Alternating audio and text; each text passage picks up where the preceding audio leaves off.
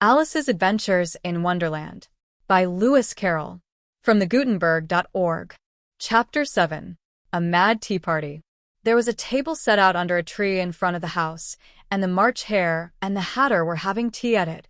A dormouse was sitting between them, fast asleep, and the other two were using it as a cushion, resting their elbows on it, and talking over its head. Very uncomfortable for the dormouse, thought Alice, only, as it's asleep, I suppose it doesn't mind. The table was a large one, but the three were all crowded together at one corner of it. No room. No room, they cried out when they saw Alice coming.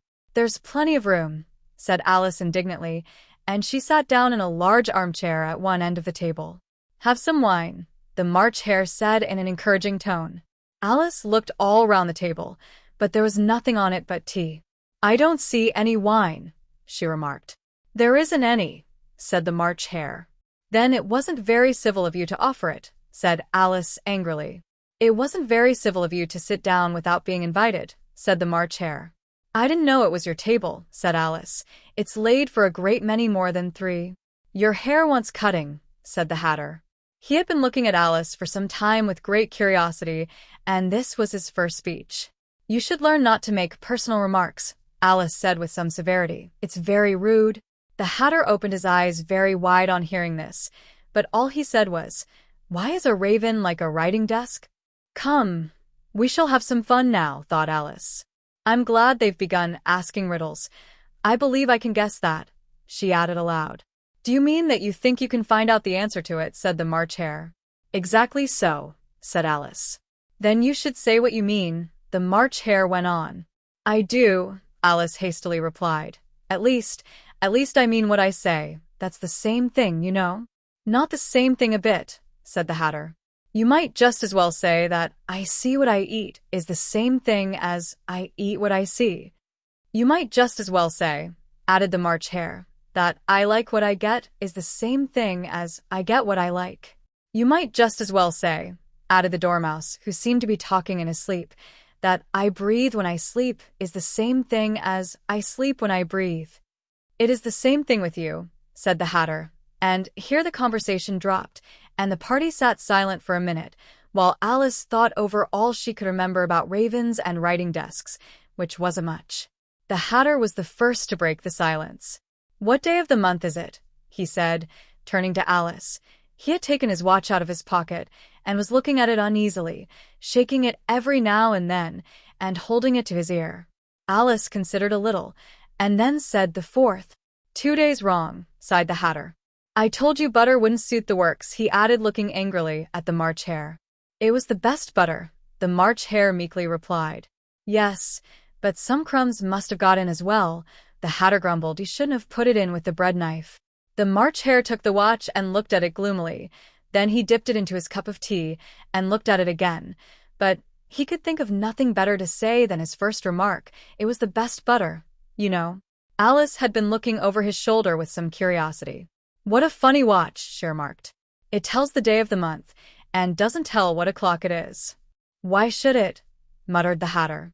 Does your watch tell you what year it is? Of course not, Alice replied very readily.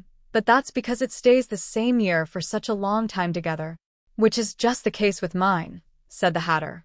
Alice felt dreadfully puzzled. The Hatter's remark seemed to have no sort of meaning in it, and yet it was certainly English.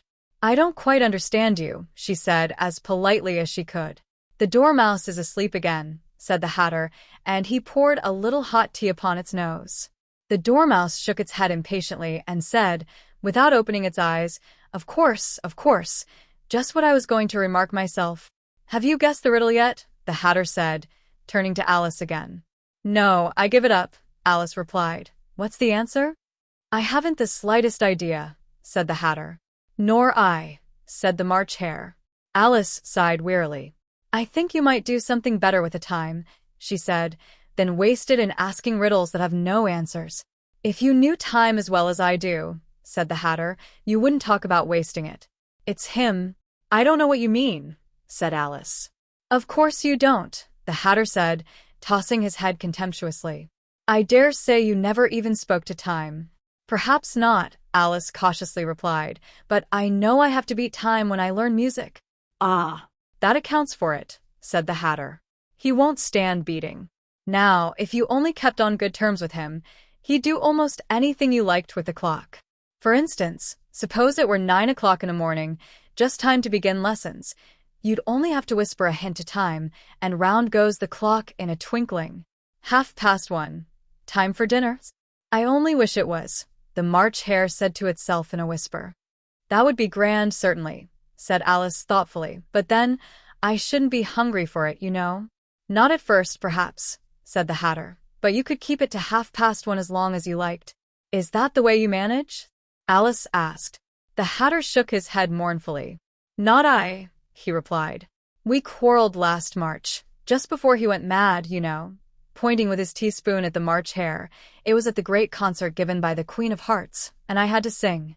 Twinkle, twinkle, little bat. How I wonder what you're at. You know the song, perhaps? I've heard something like it, said Alice. It goes on, you know, the Hatter continued, in this way. Up above the world you fly, like a tea tray in the sky. Twinkle, twinkle. Here the Dormouse shook itself, and began singing in its sleep, twinkle, twinkle, twinkle, twinkle, and went on so long that they had to pinch it to make it stop. Well, I'd hardly finished the first verse, said the Hatter, when the Queen jumped up and bawled out, He's murdering the time. Off with his head. How dreadfully savage, exclaimed Alice. And ever since that, the Hatter went on in a mournful tone, he won't do a thing I ask. It's always 6 o'clock now. A bright idea came into Alice's head. Is that the reason so many tea things are put out here? She asked. Yes, that's it, said the Hatter with a sigh. It's always tea time, and we've no time to wash the things between whiles.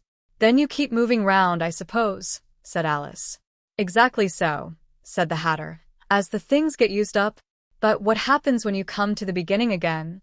Alice ventured to ask. Suppose we change the subject, the March Hare interrupted, yawning. I'm getting tired of this. I vote the young lady tells us a story.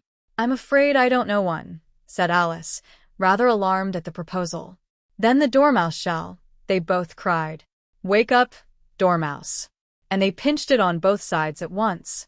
The Dormouse slowly opened his eyes. I wasn't asleep, he said in a hoarse, feeble voice. I heard every word you fellows were saying. Tell us a story, said the March Hare. Yes, please do, pleaded Alice. And be quick about it, added the Hatter, or you'll be asleep again before it's done. Once upon a time there were 3 little sisters. The Dormouse began in a great hurry, and their names were Elsie, Lacey, and Tilly, and they lived at the bottom of a well. What did they live on? Said Alice, who always took a great interest in questions of eating and drinking. They lived on treacle, said the Dormouse, after thinking a minute or two.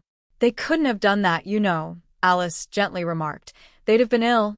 So they were, said the Dormouse. Very ill. Alice tried to fancy to herself what such an extraordinary ways of living would be like, but it puzzled her too much, so she went on. But why did they live at the bottom of a well? Take some more tea, the March Hare said to Alice, very earnestly. I've had nothing yet, Alice replied in an offended tone, so I can't take more. You mean you can't take less, said the Hatter. It's very easy to take more than nothing. Nobody asked your opinion, said Alice. Who's making personal remarks now? The Hatter asked triumphantly. Alice did not quite know what to say to this. So she helped herself to some tea and bread and butter, and then turned to the Dormouse, and repeated her question. Why did they live at the bottom of a well? The Dormouse again took a minute or two to think about it, and then said, It was a treacle well. There's no such thing. Alice was beginning very angrily, but the Hatter and the March Hare went sh, and the Dormouse sulkily remarked, If you can't be civil, you'd better finish the story for yourself. No, please go on. Alice said very humbly, I won't interrupt again. I dare say there may be one. One indeed, said the Dormouse indignantly. However, he consented to go on. And so these 3 little sisters, they were learning to draw, you know. What did they draw? Said Alice, quite forgetting her promise.